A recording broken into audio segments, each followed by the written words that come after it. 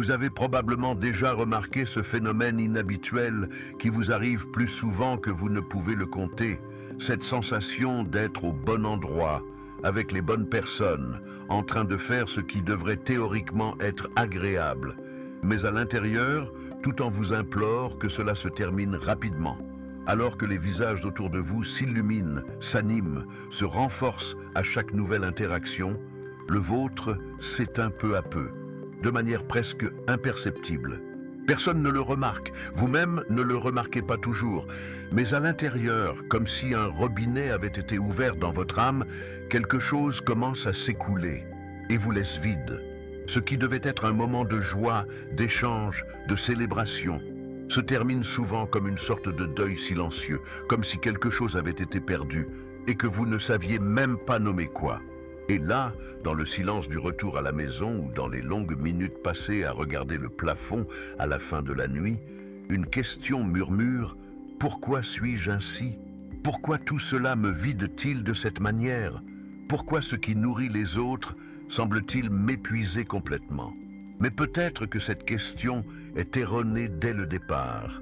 Peut-être que l'erreur ne vient pas de vous, mais du modèle de vie qu'on vous a enseigné depuis toujours. Un modèle dans lequel être sociable est synonyme d'être en bonne santé. Un modèle dans lequel sourire en public est plus important que respirer en paix. Un modèle dans lequel être bien signifie presque toujours être entouré, présent, participer, être actif. Mais que faire si votre nature est différente? Et si votre âme a été façonnée pour écouter, pour observer, à la profondeur silencieuse qui se retire plutôt que de s'exposer? Personne ne vous l'a dit, mais il existe une vérité qui libère. Vous n'êtes pas brisé. Vous ressentez simplement trop. Vous percevez trop. Et cette perception intense de la réalité, en particulier dans des environnements chargés de fausseté, de performance ou de superficialité, a un coût élevé, un coût invisible, mais réel. Imaginez que vous entrez dans un espace rempli de personnes, un anniversaire, un dîner, une conversation. En quelques minutes, sans vous en rendre compte, votre corps enregistre déjà des dizaines de stimuli différents. Les regards échangés entre les personnes, les intonations de voix, les sourires forcés, les tensions non exprimées. Chaque micro-expression est lue, absorbée, stockée, et même si vous ne le souhaitez pas, même si vous essayez simplement d'être présent de manière décontractée, votre système interne fonctionne comme une antenne hypersensible. Vous captez tout. Et pas seulement avec vos yeux ou vos oreilles, c'est dans votre poitrine, c'est dans votre peau, c'est dans l'air. Vous ressentez les choses avant même de comprendre ce que vous ressentez. C'est fatigant, c'est accablant, c'est épuisant. Car tandis que beaucoup sont simplement là pour vivre l'instant présent, vous êtes, sans le vouloir, en train de traiter couche après couche ce qui se passe réellement dans cet environnement. Et cette conscience profonde, ce radar interne toujours allumé, a un autre effet secondaire. Vous commencez à percevoir le jeu, le théâtre social, les masques que tout le monde porte si naturellement, les phrases toutes faites, les compliments hypocrites, les sourires qui cachent des critiques, les étreintes qui gardent une distance émotionnelle. Et c'est là que survient le conflit. Vous souhaitez vous connecter, vous souhaitez faire partie. Mais vous ne pouvez plus faire semblant de ne pas voir. Vous essayez de vous adapter, vous essayez de vous intégrer, vous essayez de participer, mais c'est comme être sur une scène où tout le monde croit au personnage, sauf vous. Et plus vous en prenez conscience, plus il est difficile de continuer à jouer. Vous commencez à regretter le silence au milieu du bruit. Vous commencez à désirer la solitude même lorsque vous êtes entouré de gens. Et peut-être, sans vous en rendre compte, vous commencez à vous éloigner. Non par arrogance, non par désintérêt, mais par protection, par nécessité. Mais même cet éloignement est douloureux, car nous vivons dans une culture qui idolâtre la présence constante, l'exposition constante, l'engagement constant. Et vous, qui avez besoin de recueillement, de silence, d'espace, vous sentez mal à l'aise. Vous vous sentez déplacé, comme si vous étiez une pièce qui ne s'intègre dans aucun puzzle. Mais et si le problème ne venait pas du puzzle? Et si vous étiez la pièce d'un autre jeu, d'un autre paysage, d'une autre construction du monde? Et si votre sensibilité n'était pas un défaut, mais une fonction? Et si votre façon profonde de percevoir le monde était en fait l'une des seules issues à la superficialité qui rend tant de gens malades? La vérité est que vous avez été façonné pour la profondeur. Et la profondeur exige du temps, exige de l'espace, exige du silence. Dans un monde qui valorise la vitesse, la visibilité et la performance, cette profondeur semble inutile. Elle semble superflue. Elle semble être une faiblesse. Mais ce n'est pas le cas. Elle est exactement ce qui manque. Elle est exactement ce qui disparaît des relations, des conversations, des rencontres. Et vous le ressentez. C'est pourquoi vous souffrez. C'est pourquoi vous vous fatiguez. Parce que votre corps et votre âme savent qu'ils sont dans un environnement qui ne respecte pas votre rythme, votre façon d'exister, votre façon de ressentir. Et lorsque cela se produit fréquemment, lorsque vous passez votre temps à essayer de vous intégrer, à vous forcer, à vous adapter, il arrive un moment où votre corps commence à crier, mais il ne crie pas avec des mots. Il crie avec l'épuisement, il crie avec l'anxiété, il crie avec cette envie inexplicable de disparaître, d'annuler tout, de rester silencieux pendant des jours. Et ce cri est souvent confondu avec la paresse, avec la timidité, avec la fragilité. Mais il n'en est rien. C'est simplement votre âme qui tente de vous avertir que quelque chose ne va pas, que quelque chose doit changer, que continuer à essayer de vivre comme les autres est un chemin sûr vers la maladie. Et à ce stade, il est peut-être nécessaire de faire un choix. Le choix d'arrêter de s'excuser d'être comme on est, de cesser d'essayer de justifier votre besoin de silence, de cesser de vous blâmer, de ne pas pouvoir apprécier ce que tout le monde dit être amusant. Le choix de vous respecter, de vous écouter, de vous protéger. Car si vous continuez à vous violenter au nom de l'appartenance, le prix sera toujours plus élevé que ce que vous pouvez payer. Et vous le savez déjà. Vous le ressentez chaque fois que vous rentrez chez vous épuisé, sans vraiment comprendre pourquoi. Chaque fois que vous avez besoin de 2 ou 3 jours pour vous remettre d'un simple événement social. Chaque fois que vous avez l'impression de vous perdre, juste pour être accepté par les autres. Et si tout ce que vous ressentez vous est familier, alors il est peut-être temps de commencer à construire un nouveau type de présence dans le monde. Une présence qui n'a pas besoin de crier pour être entendue, qui n'a pas besoin de se montrer pour être réelle, qui n'a pas besoin de forcer pour appartenir. Une présence silencieuse mais puissante.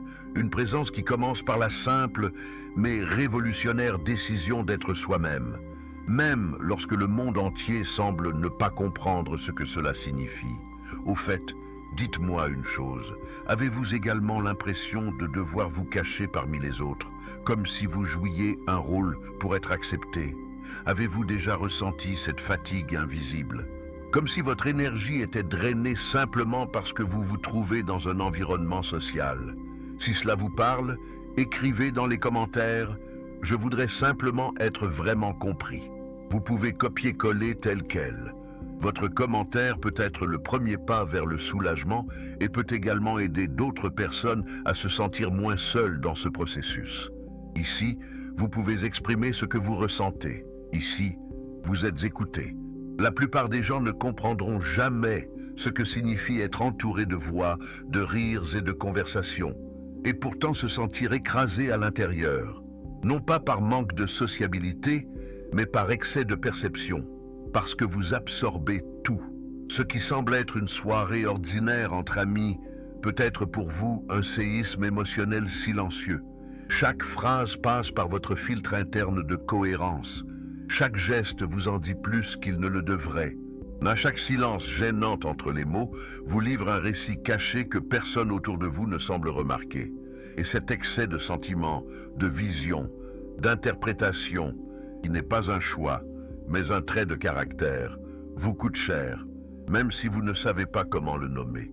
Et le plus cruel, c'est que, après tout cela, vous devez encore vous expliquer, justifier pourquoi vous êtes fatigué, trouver des excuses pour ne pas sortir. Vous excusez d'avoir besoin de silence. Portez le poids de l'inadéquation comme si c'était votre faute de ne pas vous intégrer dans un système conçu pour un autre type d'esprit, un autre type d'âme. Et c'est là que la solitude apparaît. Pas la solitude physique, mais la solitude existentielle. Celle qui murmure au fond de votre esprit que peut-être personne ne vous comprendra jamais vraiment. Que vous êtes peut-être condamné à toujours observer la vie de l'extérieur. Comme quelqu'un qui regarde un film où tout le monde joue avec joie, mais qui pour vous est un spectacle d'incohérence, de lacunes émotionnelles, d'absence de vérité. Et dans cet espace intérieur où la sensibilité se transforme en isolement, naît la fatigue la plus profonde, celle qui ne se résout pas avec une bonne nuit de sommeil, car elle ne vient pas du corps, elle vient de l'âme, fatiguée d'essayer d'exister dans un monde qui ne parle pas sa langue. Mais il y a un tournant, un moment où cette douleur peut prendre un nouveau sens, lorsque vous cessez d'essayer de vous conformer aux attentes des autres et que vous commencez à écouter, avec une attention radicale, la vérité qui palpite en vous. Cette vérité qui dit que la profondeur qui vous épuise dans les foules est la même qui vous rend capable de voir la beauté là où personne d'autre ne la voit. Que votre besoin de silence n'est pas une absence de contenu, mais une présence intense de sens. Que votre incapacité à participer à des conversations vides de sens n'est pas un désintérêt pour les gens, mais une soif de quelque chose qui dépasse le superficiel. Que vous ne voulez pas seulement être avec les autres, vous voulez vous connecter. Et une véritable connexion exige plus qu'une présence physique. Elle exige de la vérité, elle exige un engagement, elle exige de la vulnérabilité. Et c'est ce qui manque dans les rencontres sociales qui vous épuisent. Ce n'est pas la présence des autres qui vous fatigue, c'est leur absence. L'absence d'authenticité, l'absence de profondeur, l'absence d'écoute réelle. Car pour quelqu'un comme vous, il n'y a pas de repos à la surface, il y a la noyade. Vous ne pouvez respirer que lorsque vous plongez, lorsque vous regardez dans les yeux et voyez quelqu'un de vrai, lorsque vous discutez et sentez que l'âme de l'autre est là, présente, disponible, sans masque, sans jeu. Mais combien de fois cela arrive-t-il? Combien de fois, au milieu de tant d'interactions, trouvez-vous un seul moment de vérité? Peu, presque jamais. Et c'est pourquoi chaque nouvelle tentative commence à sembler plus inutile, plus lourde, plus risquée. Car s'ouvrir à l'autre demande de l'énergie. Et vous avez déjà appris que, la plupart du temps, vous ne trouverez pas la même disposition de l'autre côté. Et puis vient l'éloignement, l'abandon silencieux, le choix de se replier sur soi-même, avant que la fatigue ne se transforme en chagrin. Mais même cet éloignement, qui devrait être un geste d'attention envers soi-même, finit par être interprété comme de la froideur, comme de l'indifférence, comme un repli social. Et une fois de plus, vous vous retrouvez prisonnier d'un récit qui n'est pas le vôtre. Le récit selon lequel vous devez guérir, vous adapter, vous réparer. Mais guérir de quoi exactement? De ressentir trop? De trop percevoir, de désirer l'authenticité dans un monde accro à la performance? Peut-être que la véritable guérison ne consiste pas à devenir quelqu'un d'autre, mais à s'accepter complètement, à honorer sa nature, sans s'excuser, à cesser d'essayer de s'intégrer et à commencer à construire des espaces où l'on se sent vraiment à sa place. Et ces espaces existent, mais ce ne sont pas les plus bruyants. Ce ne sont pas les plus fréquentés, ils sont discrets, ils sont profonds, ils sont formés de personnes qui ressentent également trop, qui se cachent également, qui se fatiguent également. Des personnes qui, comme vous, ont peut-être longtemps cru qu'elles étaient défectueuses, jusqu'à ce qu'elles réalisent qu'elles étaient simplement différentes, et que cette différence était en fait précieuse. Et c'est pour cela que cette vidéo existe, pour vous le rappeler. Pour vous dire, sans détour, que votre sensibilité est un don, que votre profondeur est nécessaire, que le monde a désespérément besoin de personnes comme vous, même si vous ne le savez pas encore. Vous pouvez même vous sentir seul en ce moment. Vous pouvez penser que personne ne vous comprend, mais la vérité est qu'il y a des milliers de personnes en ce moment même qui traversent les mêmes souffrances invisibles que vous ressentez. Et la plupart d'entre elles restent silencieuses, dans l'attente de trouver un endroit où elles peuvent baisser leur garde, où elles peuvent exister sans masque, où elles n'ont pas besoin de s'expliquer. Et peut-être que cette chaîne est l'un de ces endroits. Peut-être que si vous vous abonnez, si vous continuez à cheminer avec nous, vous trouverez plus que du contenu, vous trouverez un accueil, vous trouverez un sentiment d'appartenance. Car ici, nous ne faisons pas semblant que tout va bien, nous ressentons. Et nous ressentons ensemble.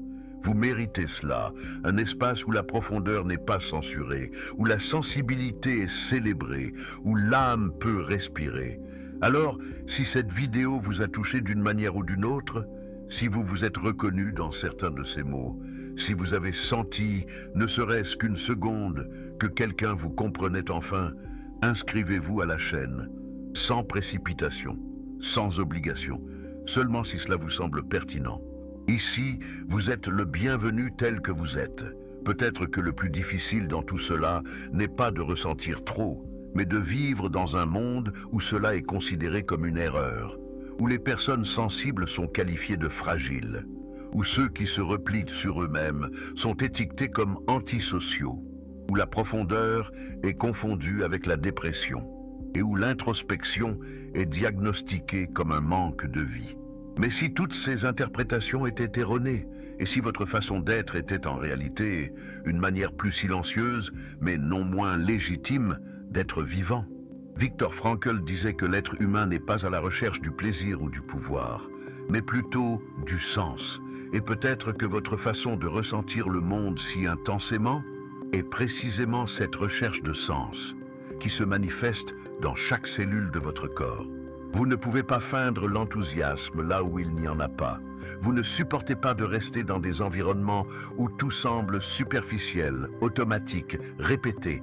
Et ce n'est pas une limitation, c'est une boussole qui pointe vers ce qui compte vraiment, vers ce qui est authentique, vers ce qui a une âme. Avez-vous déjà remarqué comment certaines personnes semblent flotter à la surface de la vie, toujours avec quelque chose à dire, toujours enthousiaste, toujours avec de nouveaux projets, de nouvelles relations, de nouvelles initiatives. Et vous, de l'autre côté, vous avez l'impression que chaque mouvement doit avoir un sens, comme si chaque mot prononcé devait avoir du poids, avoir un but, comme si la vie ne pouvait plus être vécue de manière automatique. Cela ne vous rend pas plus lent, cela vous rend plus profond. Vous ne recherchez pas la quantité d'interaction, vous recherchez la qualité de la présence.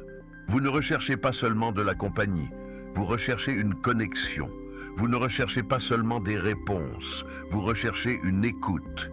Et cette différence d'approche, c'est ce qui vous fait vous sentir déplacé dans tant d'environnements. Non pas parce que vous êtes moins, mais parce que vous êtes à une autre fréquence. Une fréquence plus silencieuse, plus sensible, plus significative. Et c'est pourquoi les rencontres sociales superficielles vous épuisent. Parce que vous ne pouvez pas rester dans un environnement où tout semble répété, où personne ne semble vraiment être là, où les corps sont présents, mais les âmes sont absentes. Vous percevez les vides, les silences forcés, les absences déguisées en présence. Et en percevant tout cela, votre âme commence à se replier sur elle-même, à se protéger, à chercher refuge dans le seul endroit où elle peut être entière, le silence, la solitude, le calme. Et c'est dans cet espace intime que vous commencez à vous reconstruire. Car contrairement à ce que beaucoup croient, vous ne vous isolez pas, vous vous préservez. Vous ne fuyez pas le monde, vous revenez à vous-même. Et dans ce retour, vous commencez à vous souvenir de ce qui vous soutient vraiment. Des petits moments, mais pleins de sens. D'une conversation honnête, d'un regard accueillant. D'un espace où vous pouvez simplement exister, sans avoir à prouver quoi que ce soit à qui que ce soit. Et petit à petit, vous apprenez à vous autoriser cela. Vous apprenez à dire non sans culpabilité. Vous apprenez à vous retirer sans vous justifier. Vous apprenez que le monde peut continuer de tourner, même si vous n'êtes pas présent à tous les niveaux. Et c'est cela, la liberté. La liberté d'être qui vous êtes, sans avoir à vous modeler pour vous adapter, sans avoir à vous forcer pour plaire, sans avoir à vous cacher pour ne pas déranger. Vous commencez à construire une vie plus honnête, plus en phase avec votre rythme interne, plus cohérente avec ce que vous ressentez. Et c'est dans ce processus que la douleur de l'inadéquation commence à se transformer en puissance. Car ce qui vous a un jour fait souffrir, votre sensibilité, votre intensité, votre besoin de silence, devient une source de clarté, d'intuition, de vérité. Et quelque chose commence à changer. Vous réalisez que plus vous êtes fidèle à votre essence, plus vous rencontrez de personnes qui étaient également cachées. Des personnes qui ne se sentent pas à l'aise dans la foule, mais qui brillent dans les conversations à deux. Des personnes qui ne se distinguent pas dans les fêtes, mais qui laissent des traces profondes dans les rencontres silencieuses. Des personnes qui ne font pas de bruit, mais qui portent en elles tout un monde de signification. Ces personnes existent. Elles attendent simplement un endroit sûr pour se montrer. Et peut-être qu'en vous autorisant à être qui vous êtes, vous créerez cet endroit. D'abord pour vous, ensuite pour les autres. Et c'est là que naît le véritable sentiment d'appartenance, celui qui n'exige pas de masque, celui qui n'exige pas de performance, celui qui n'impose pas sa présence, mais qui s'épanouit naturellement, entre des âmes qui se reconnaissent à la vérité qu'elles portent dans leur regard. C'est là toute la beauté de votre chemin. Il peut être plus solitaire au début, plus silencieux, plus difficile à expliquer, mais il est aussi plus solide, plus authentique, plus profond. Et c'est en lui que vous trouverez les réponses que vous cherchez tant. Car elles ne se trouvent pas dans les foules, elles ne se trouvent pas dans les sourires forcés, elles ne se trouvent pas dans les scénarios sociaux.